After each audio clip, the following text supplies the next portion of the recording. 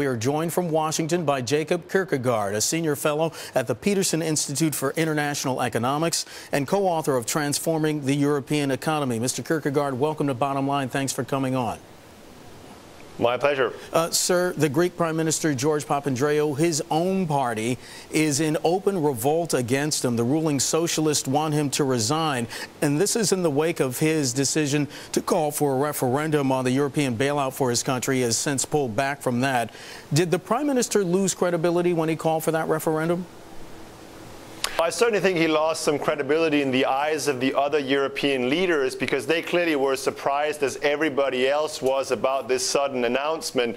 But having said that, I have to say that I think what he did by pulling that rabbit out of the hat has actually worked very well for him, because he has managed to shift the political landscape in Greece so that now the main Greek opposition party, which has previously been resisting supporting the IMF program, have essentially declared their political commitment to do so. So he will no longer only be his own party having to bear the political price for this. Yeah, Mr. Kirkegaard, if the political turmoil in Greece continues, how is that going to affect the bailout plan if there is no formal government in place to implement the mandates?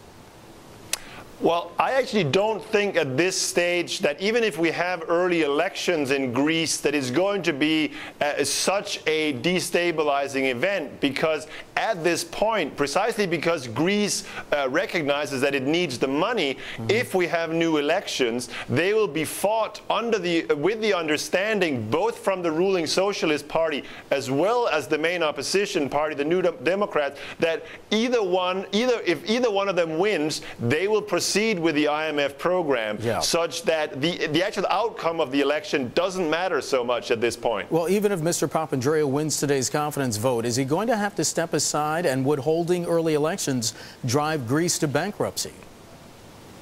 Well, I think even if he wins the confidence vote later today, I think he will only win it because he has made sort of a backdoor agreement to step down pretty soon thereafter.